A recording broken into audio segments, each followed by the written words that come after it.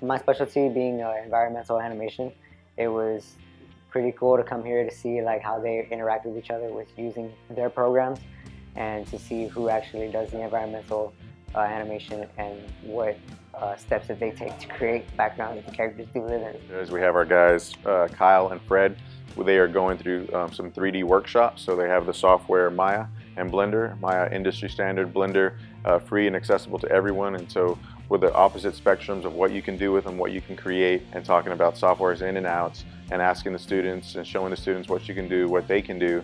I really like the opportunities that Edgewood is giving me, reaching out to companies, sending us on field trip, because it can help with what I want to do in life, and also help the freshmen and underclassmen that are coming in. It will help them develop their vision and their purpose in life and set them on the path, because you never know who they'll meet and when they'll be inspired by something like this. My animation class, they chose to be in this endorsement, in this pathway.